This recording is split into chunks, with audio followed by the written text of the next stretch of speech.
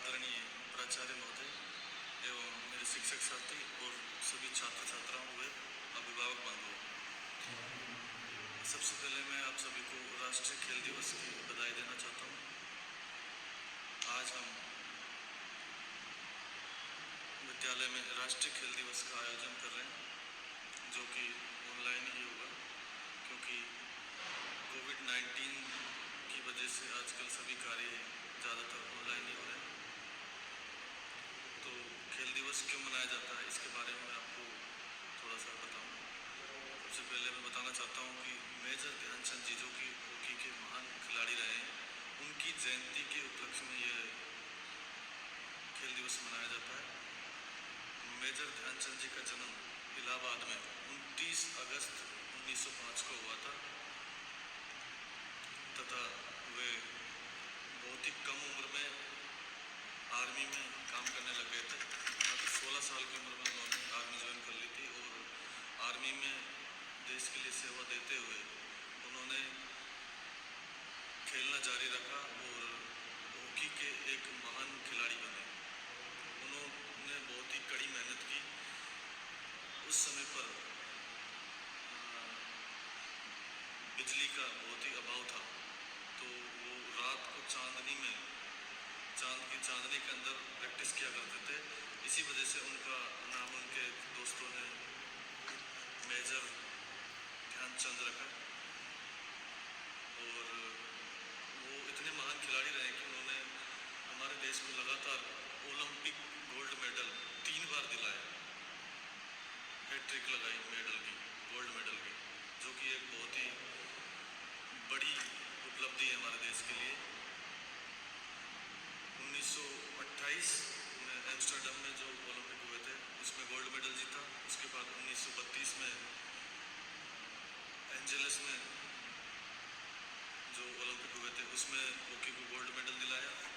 उसके बाद 1936 में जो बर्लिन में हुआ था ओलंपिक, उसमें भी मेजर ध्यानचंद जी ने हमारे देश को गोल्ड मेडल दिलाया और एक हिस्ट्री कायम की है। बर्लिन में जो मैच हो रहा था उस समय के तानाशाह एडोल्फ हिटलर भी उस मैच को देख रहे थे और उनकी टीम का उत्साहवर्धन कर रहे थे। उस समय उन्होंने मेजर ध्यानचंद जी का खेल देखा तो वे उनसे बहुत ही ज़्यादा प्रभावित हुए और उन्होंने मेजर ध्यानचंद जी को मैच के बाद में अपने घर पर खाने के लिए बुलाया। मेजर ध्यानचंद जी उनके घर पर पहुंचे और उनके साथ खाना खाया। तो उन्होंने ध्यानचंद जी को एक ऑफर दिया कि अगर आप हमारे देश के लिए हॉकी खेलें तो हम आपको बहुत ही ऊंची उपाधि देंगे और हमारे देश की नागरिकता प्रदान करेंगे। तो मेजर ध्यानचंद जी ने उनसे कहा कि मेरे लिए मेरा देश सबसे पहले है और मेरे देश के लिए ही मैं हमेशा खेलता रहूँगा। उन्होंने उनका ऑफर ठुकरा दिया। वो बहुत ही महान खिलाड़ी रहे हैं। अपने देश में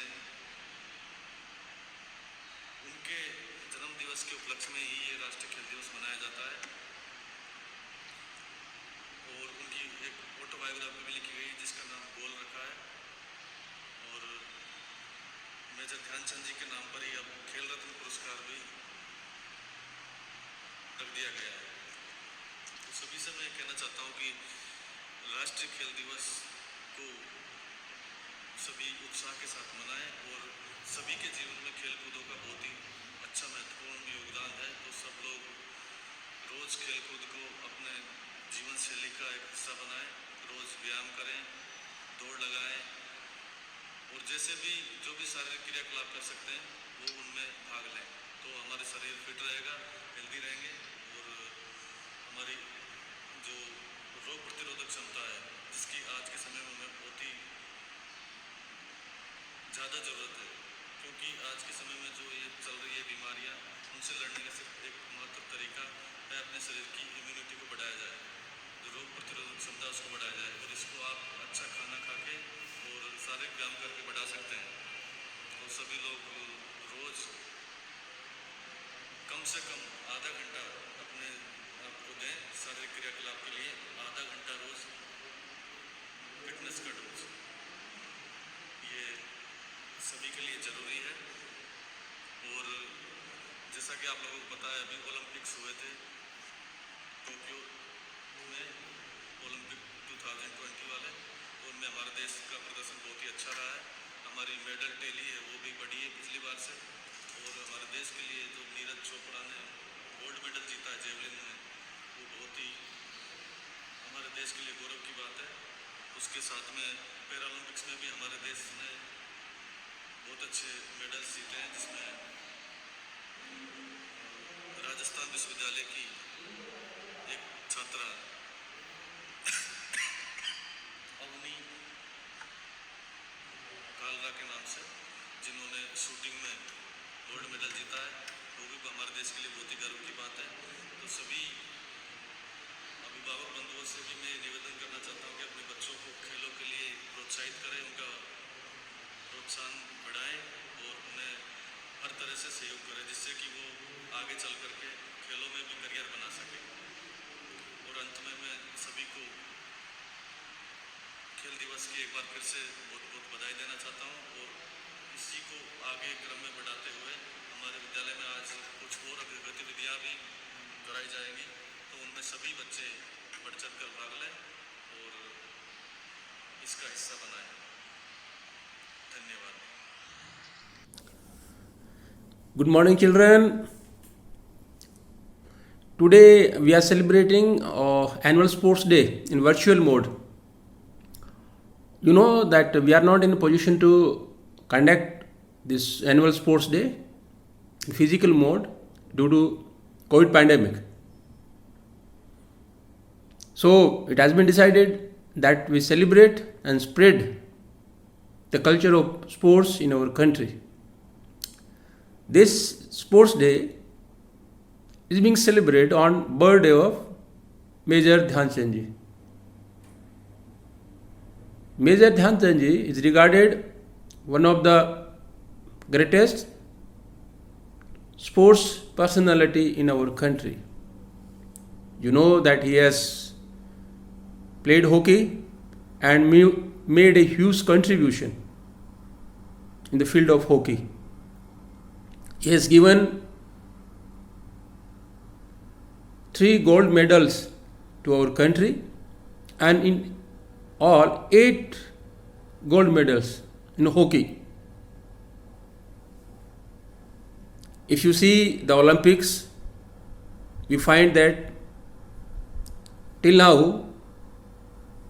we have 10 golds and out of 10, 8 has gone to hockey. So you can just imagine his contribution.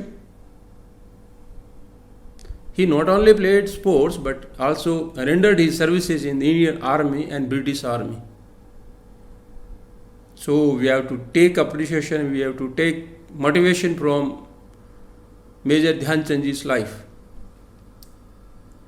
On this day, I exhort all the students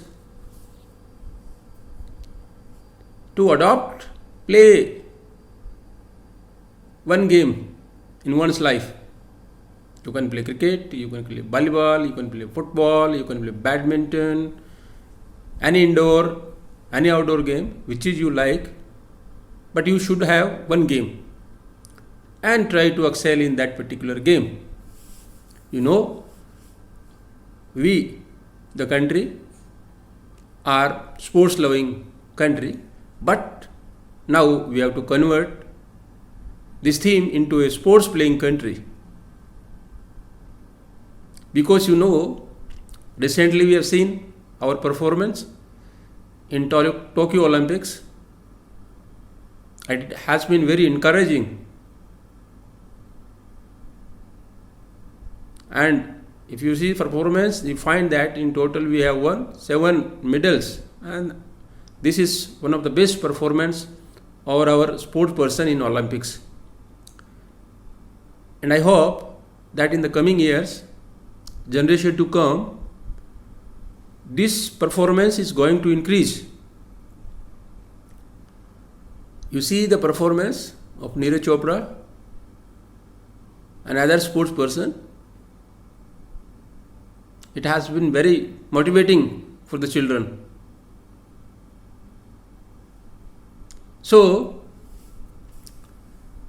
all the children which study in our Vidyalaya, I just hope that every one of you will be taking sports and playing it regularly and playing it professionally. We'll try to provide the assistance which are at our disposal to the children so that they can excel in the field of sports. Sports not only brings you the physical fitness, but it also brings a balanced, positive mindset which enable you to lead a meaningful and balanced life, and you also becomes a very contributing citizen of this country. So I hope that every student will have one sports of her or his choice and will try to excel it. Thank you. लगभग 6 साल से यहाँ पदस्थ हूँ। ये Veer Savarkar stadium की स्थिति बहुत डवाडोल थी, बहुत दुर्सिल थी। यहाँ के खिलाड़ियों के लिए कोई ढंग का खेल मैदान नहीं था। एक खेल का मैदान कालीन में है, लेकिन उसके वहाँ के प्राचार्य उसका उपयोग बच्चों को नहीं करने देते। इन परेशानियों को दृष्टिगत रखते हुए इसको मैं नगर पालिका से खेल विभाग को हस्तांतरण करवाने के बाद मेरे पीछे जो लीड दिख रही है 22 लाख रुपये की लीड संचालक खेल एवं कल्याण गोपाल से मंगवाए। 20 लाख की लीड इसी ऐसा एक मोड़ है अपने पास, उसने लगवाए हैं महिलाओं के लिए और पुरुषों के लिए। हमने अलग अलग इनकी व्यवस्था कर रखी है। 5 टर्फ ग्राउंड क्रिकेट का बनाया गया है। ये ग्राउंड जो है पहले कम से कम 10 फीट 15 फीट इतने गड्ढे थे कि पैदल चलना मुश्किल होता था। तो इस स्टेडियम को खेल विभाग को हस्तांतरण कराने के बाद इसमें लगभग 1 करोड़ रुपए का कार्य खेल संचालनालय भोपाल द्वारा कराया गया है। इसी में इसके पूर्व 22 साल लगातार भिंड में मेरी पोस्टिंग थी। भिंड में जो कॉलेज का स्टेडियम है उसको भी हमने खेल विभाग को हस्तांतरण करवा दिया है। करोड़ों रुपए का कार्य वहाँ चालू है। और पूर्व में जब मैं वहाँ था बिना खेल विभाग के पैसे 1 करोड़ का काम मैं करवा चुका था। इसी प्रकार भिंड में लहा एक विकास खंड है, जहाँ के माननीय विधायक गोविंद सिंह जी हैं। वहाँ का भी स्टेडियम नगर पालिका का था, उसे भी हमने खेल विभाग को हस्तांतरण करवा के वहाँ पे भी इसी प्रकार से टीम वगैरह सारी व्यवस्था किया जाकर अभी क्रिकेट के लिए हाई मास्क का भी लाइन वहाँ पे लग रही है। 2 पोल लग चुके हैं, 4 या 5 पोल और लगने हैं। तो पूरे मध्य प्रदेश में या पूरे इंडिया में विकास खंडों में कहीं भी क्रिकेट का स्टेडियम फ्लड लाइट का नहीं है, लेकिन मध्य प्रदेश के भिंड में विकास खंड में फ्लड लाइट का स्टेडियम का निर्माण कार्य चालू है। और रही मेजर ध्यानचंद जी के बारे में, जो उनका जन्म दिवस 29 अगस्त को मनाया जाता है, क्योंकि वो उनका नाम मेजर ध्यानचंद जी इसलिए पड़ा क्योंकि वो बर्लिन में जब ओलंपिक खेलने गए थे तो हिटलर जो थे वहाँ के तानाशाह या राजा जो भी कह लीजिए आप, इनके हाथी में जो जादू था, जो हाथी बाल जो है उसमें चिपक के चला करती थी, तो वहाँ की जनता, वहाँ के लोग, वहाँ के हिटलर को ये लगा कि उनके हाथी में चुंबक होगा, तो उनके हाथी बनने गई। तो जो भी हाथी इनके हाथ में दी जाती थी सबने वो उसी प्रकार से खेले। 3 बार ओलंपिक विजेता के ये विजेता रहे हैं, उनकी कप्तानी में अपनी टीम गई है। इसके उपलक्ष्य में खेल दिवस मनाया जाता है। अभी जो है हाथ में अवार्ड जो है दिया जाता है वो मेजर ध्यानचंद जी के नाम से माननीय पीएम महोदय ने रख दिया है। कौन सा अवार्ड है? राजीव गांधी जो था उसको राजीव गांधी अवार्ड जो था उसको मेजर ध्यानचंद जी अवार्ड रखा गया, जिसमें काफ़ी पार्टीबाजी भी हुई, काफ़ी न्यूसेंस भी इंडिया में क्रिएट हुआ, लेकिन अच्छा लगा क्योंकि वो खिलाड़ी गए हैं, उनकी आँख में कोई न कोई। झांसी में भी इनके नाम से स्टेडियम है, मैं उस स्टेडियम गया नहीं हूँ क्योंकि मैं पहले रेलवे में था। रेलवे में स्पोर्ट्स कोटे में टीसी बना था, उस नौकरी को छोड़ के मैं खेल विभाग में आया हूँ। और ये विकास खंडों में भी शासन स्टेडियम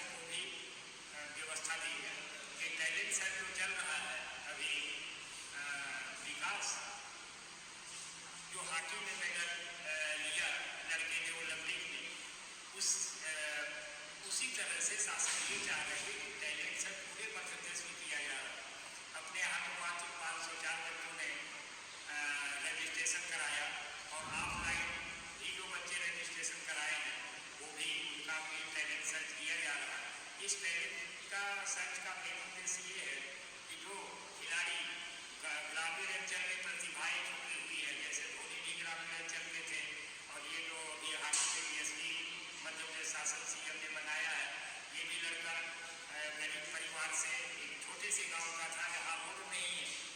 इनको मेडल जीत के आने के बाद करोड़ों रुपए का इन्हें पुरस्कार दिया गया। इसी क्रम में विकलांग जो खेल कुछ ओलंपिक के हुए उसका भी परफॉर्मेंस बहुत अच्छा रहा। इंडिया के जवलिन थ्रोअरों में 3 लोगों ने मेडल लिया, कम से कम 7 या 8 मेडल आए हुए हैं। तो खेलों का विकास तो हो रहा है, पूरे इंडिया में हो रहा है, ओलंपिक में मेडल आ रहा है। एक इतिहास बन गया कि आज तक ओलंपिक में किसी ने मेडल नहीं जीता।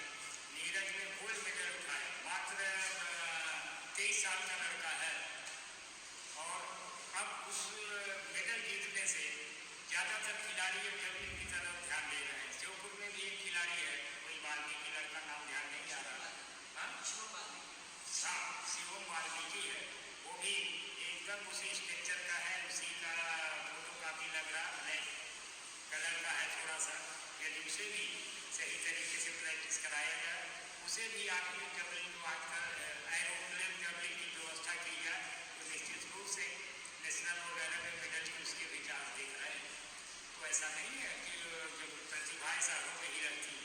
ये छोटा जिला है, दो विकास खंड, दो मात्र 3 विकास खंड है यहाँ, जिसमें 2 विधायक हैं। फिर भी खो खो के लड़के लड़कियाँ अपने नेशनल में जा रहे हैं, हॉकी में भी स्टेट खेल रहे, फुटबॉल में भी खेल रहे, कुश्ती में भी मेडल आ रहा है। ऑल इंडिया यूनिवर्सिटी में यहाँ के बच्चे जा रहे हैं। खेलों के प्रति जब से स्टेडियम बनाया गया है, जब से मेरी पदस्थी हुई है, काफ़ी अच्छा कार्यक्रम खेलों का चल रहा है। और स्टेडियम की रूपरेखा आप लोग देख ही रहे हैं। भिंड में या बहुत शहर ऐसे हैं जहाँ खेल विभाग का स्टेडियम ही नहीं है, आज तक नहीं बना। लोग जो है कॉलेज के स्टेडियम या पुलिस लाइन के स्टेडियम में खेल की प्रतियोगिता कराते हैं। पुलिस लाइन का मैदान, वो परेड मैदान होता है, वो खिलाड़ियों का पैर उसमें खराब होता है, क्योंकि उसमें अजरी मजरी क्या क्या डाल दिया जाता है, स्पाइक को आप लगा ही नहीं सकते। तो जो भी है वे चाहते हैं कि गवर्नमेंट को या अपने माननीय खेल मंत्री जी को बड़े शहरों के साथ साथ छोटे शहरों पे भी ध्यान देना चाहिए। आज तक कोई भी अधिकारी भोपाल से अपने इतने बड़े स्टेडियम, करोड़ों रुपए का स्टेडियम खेल विभाग को हस्तांतरण हुआ, लेकिन एक बार भी कोई यहाँ नहीं आ पाया। मैं कई बार बैठक में बोला, कई लेटर लिखा, हम चाहते हैं भोपाल के वरिष्ठ अधिकारियों से बोल श्योपुर में ये काम हो गया, किसी को विश्वास नहीं होगा।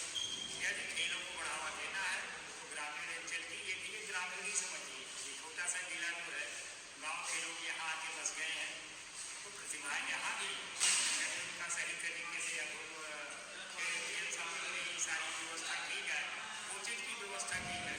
मैं एथलेटिक का मैं भी करना करता था, मैं भी रेलवे और पुलिस और इंडिया में मेडल उठाया हूँ। तो प्रतिभाएं हैं, लेकिन रुझान की एथलेटिक का ग्राउंड यहाँ नहीं है। तो सामने जो स्टेडियम की जमीन पड़ी है, उसको हम सोच रहे हैं कि 400 मीटर का ग्राउंड निकलेगा, तो एथलेटिक के भी बच्चे परफॉर्मेंस देखें। जैसे वो जब जो लड़का प्रैक्टिस कर रहा, खो खो की बच्चियाँ अपने यहाँ एथलेटिक्स में मेडल उठाती हैं, राज्य स्तरीय प्रतियोगिताओं में, क्योंकि वो मेहनत करती हैं, तो उसका लाभ उनको एथलेटिक्स में मिलता है। और अभी हाल में फुटबॉल ग्राउंड और हॉकी ग्राउंड, इसका स्टेडियम के जस्ट सामने पार्क के बगल में इधर हेलीपैड बना है, इस तरह फुटबॉल का ग्राउंड, और जहाँ पार्क है, जहाँ ड्यूटी लगी हुई है, वहाँ पे हॉकी का ग्राउंड, इसका प्रांगण भेज दिया गया है। 22 लाख का प्रांगण है हॉकी ग्राउंड का, जिसमें काली मिट्टी का भराव, ग्रासी ग्राउंड और जाली वगैरह का निर्माण किया जाना है। इसी क्रम में फुटबॉल का भी ग्राउंड इसी तरह डेवलप किया जाना है, क्योंकि एक ही स्टेडियम में यदि फुटबॉल, हॉकी, क्रिकेट, एथलेटिक्स सब होगा तो जो ग्रासी ग्राउंड है अपना वो खराब हो जाएगा। इसलिए शासन को जल्द ही प्रशासनिक स्वीकृति के लिए तत्कालीन कलेक्टर एसपी महोदय ने लेटर संचालक महोदय को भेज दिया है। जल्द ही अपने एसपी साहब, कलेक्टर साहब ने परसों मेरे समझ से फाइल मंगाए थे, हो सकता है संचालक महोदय से चर्चा हुई हो, तो 2 खेल मैदानों की और व्यवस्था इसी कैंपस में हो जाएगा, तो निश्चित रूप से यहाँ के खिलाड़ी राज्य राष्ट्रीय प्रतियोगिताओं हो सकता है। अभी जो टैलेंट सर्च चल रहा है, कुछ बच्चे बच्चियाँ अच्छा परफॉर्मेंस दे रहे हैं, इनका तो मध्य प्रदेश में 17 अकेडमी चलाई जा रही है, उन अकेडमियों की भर्ती के लिए ये टैलेंट सर्च पूरे मध्य प्रदेश में किया जा रहा है। दूसरे स्टेटों में पंजाब, हरियाणा, राजस्थान, यूपी, ये वहाँ ये प्रोग्राम पहले से टैलेंट सर्च का चल रहा है। वहाँ से अच्छे खिलाड़ी निकले। ये टैलेंट सर से गार्जियन में उनके गार्जियन है, जो खेल प्रेमी है, जो खिलाड़ी है, उनमें काफ़ी जागरूकता आई है। निश्चित रूप से वो लड़के सब यहाँ से संभालते जाएंगे, वहाँ खेल कराया जाएगा। स्पेशल प्रशिक्षक दिल्ली से, भोपाल से जो एकेडमी में प्रशिक्षण देते हैं, उनके द्वारा चयनित किया जाएगा। फाइनल सिलेक्शन इनका भोपाल में किया जाएगा, जिसका शासन पूरा खर्चा वहन करेगा।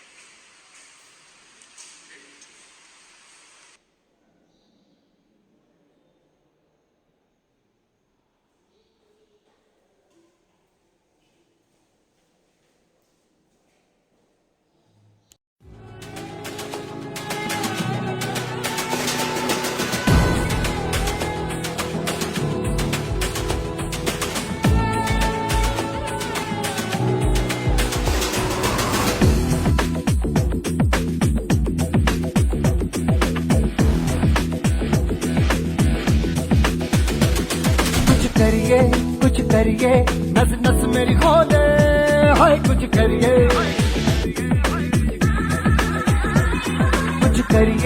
कुछ करिए बस बस बड़ा बोले, अब कुछ करिए। ओ कोई तो चल सिद्ध फड़िए, तू बेतरिए या मरिए, हाय कोई तो चल सिद्ध फड़िए, तू बेतरिए या मरिए।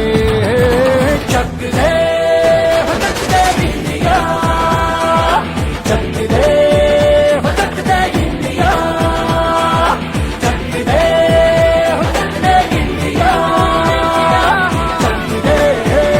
चक दे India. Nowhere to run, nowhere to hide. This is the time, let's do or die. Nowhere to run, nowhere to hide. This is the time, let's do or die.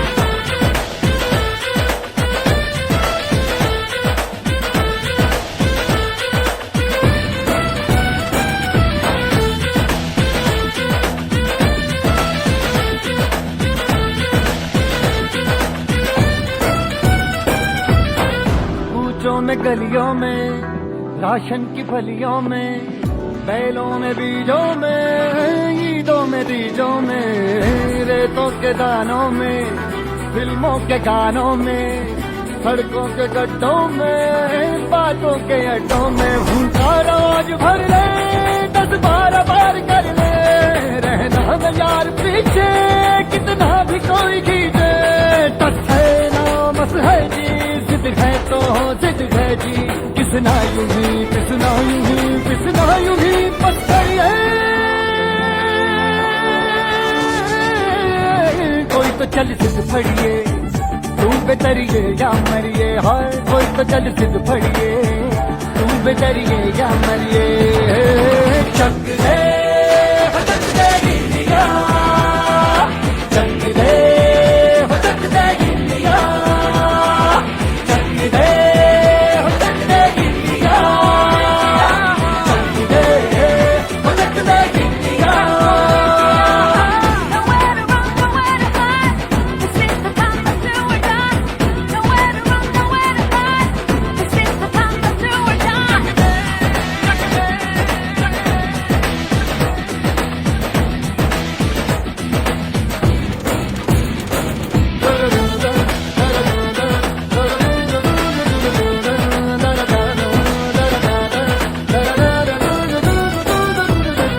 लड़ती पतंगों में, भिड़ती उमंगों में, खेलों के मेलों में, पल खाती रेलों में, गन्नों के मीठे में, खद्दर में छींटे में, ढूंढो तो मिल जाओगे कफ्ता बोहीटों में। रंग है आज बिखरे और खुल के आज बिखरे, मन जाए ऐसी होली, रग रग मचल के बोली।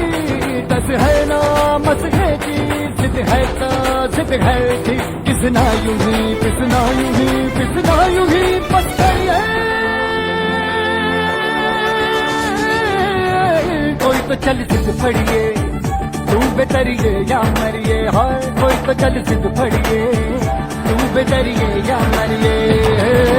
चक दे इंडिया, चक दे इंडिया, चक दे इंडिया, चक दे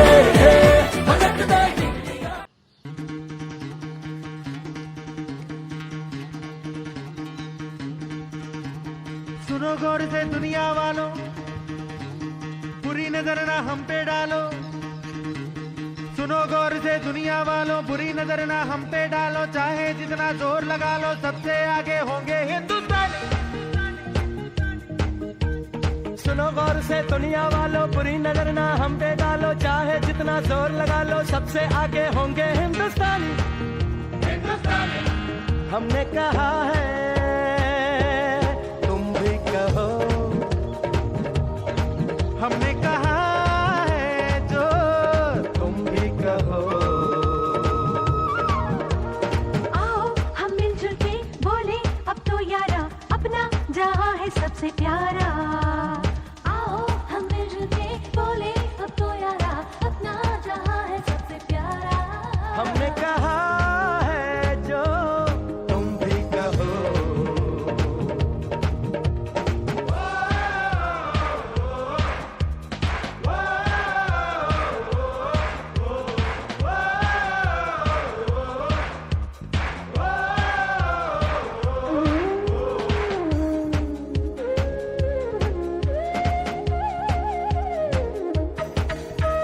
जलते शरारे हैं, पानी के धारे हैं, हम काटे कटते नहीं।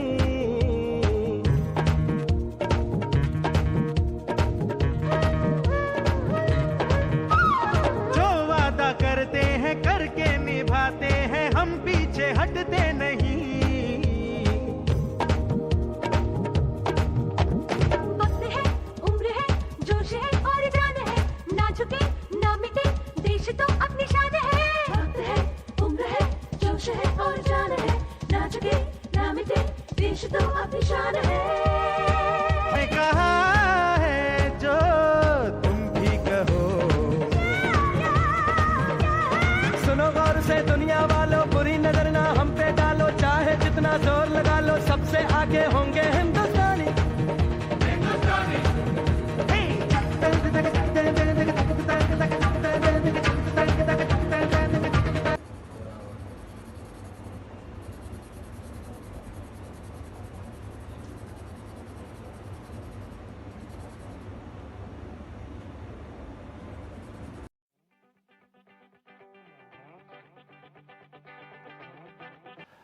वो इन्वेस्टमेंट जो लोग करते हैं ना, देयर समथिंग कॉल्ड SIP, मालूम है? SIP सुना है क्या? Systematic investment plan. There is something called HIP, not this HIP, health investment plan. हर दिन सुबह, हर दिन आधा घंटा, पौना घंटा, 1 घंटा, डिपेंडिंग ऑन हाउ मच, आपका हेल्थ पे इन्वेस्टमेंट होना चाहिए। If it is not happening, then that time will be invested in sleeping. It will be invested somewhere else. क्योंकि ये टाइम जाने वाला ही है, ये स्टॉल का पैसा बचने वाला नहीं है कि 365 दिन के बाद आप बोलो देखो मेरे 20 दिन बच गए। ये ऑफिस का सिक लीव वाला कार्यक्रम नहीं है कि मेरा पे बच गया तो मुझे एक्स्ट्रा मिल जाएगा। ये 65 दिन गए, 365 तो गए, they will never come back again. So first stall you should visit. और इसका इन्वेस्टमेंट का बेनिफिट क्या मिलेगा आपको? जब आप ऐसा जाओगे 60 के ऊपर, 65 के ऊपर, तो आपकी जो दूसरी करेंसी है जिसके पीछे आप भाग रहे हो, कौन सी वाली, वो करेंसी कम खर्च होगी इसको संभालने में। जो अभी आप कमा रहे हो, ये सारी कमाई उस खर्चे का प्रोविजन है जो तुम करने वाले हो। तो अगर अभी तुमने HIP में, HIP में इन्वेस्टमेंट नहीं किया, तो सारी कमाई वहां लगने वाली है। शायद तुम अपने घर वालों की भी लगा के जाओगे। कुछ लोग तो ऐसे ही जी रहे हैं, सबको लेकर जाऊंगा। गारंटी देखो कुछ नहीं है। आपने SIP किया, आपने HIP किया, गारंटी कुछ नहीं है कि आपको, आपकी हेल्थ अच्छी होगी, आप लंबी लाइफ जियोगे। लेकिन हम क्या कर सकते हैं? Possibility. We are human beings, will create a possibility. हम पॉसिबिलिटी क्रिएट करेंगे एक अच्छी जिंदगी की। गारंटी कुछ नहीं है। तो अगर आप हेल्थ पे इन्वेस्टमेंट करोगे, you have a longer life, may be you have a disease free life, may be. And जब आप डिजीज फ्री लाइफ जीते हो, मेरी बात का विश्वास करो, इस बात को आप मानो, यह आपके लिए नहीं है। जब आप बूढ़े हो जाओगे ना, बूढ़े भी किसी भी एज में हो आप, और आप बीमार हो गए, कौन ट्रबल में आता है? जो आपसे मोहब्बत करती। उनको आपसे मोहब्बत करने का इनाम मिलना चाहिए, सजा नहीं मिलनी चाहिए। ये मेरी आपसे बात है।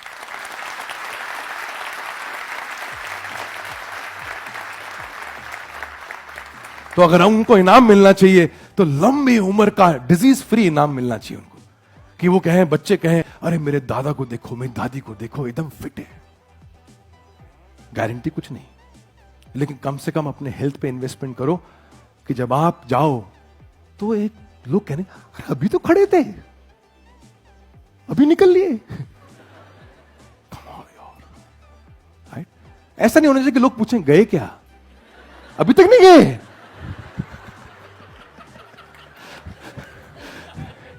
ऐसा नहीं होना चाहिए, अभी तक नहीं गए, कमाल है यार।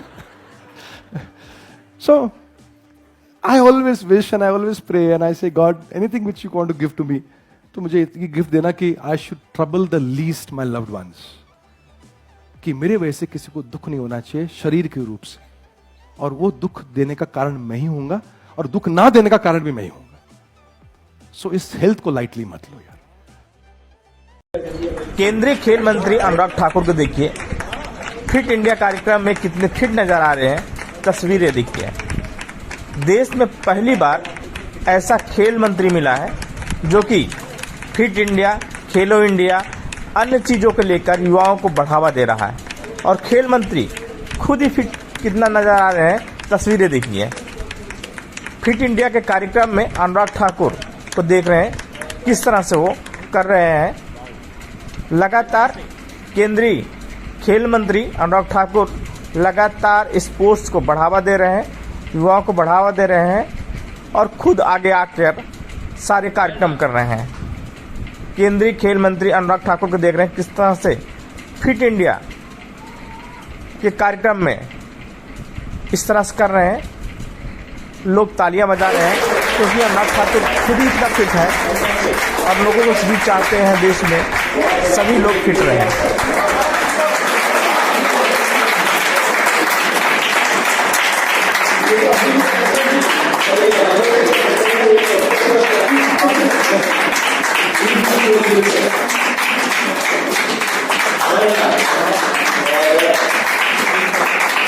Happy or healthy very soon. Thank you so much. अरे sir, Thank you, sir. Thank you so much, sir. Thank you, sir.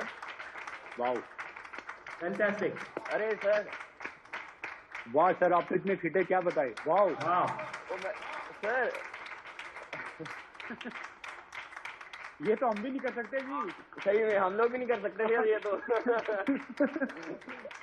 You blue sports minister. Well done. और सर, वाह Fantastic. Thank you so much sir.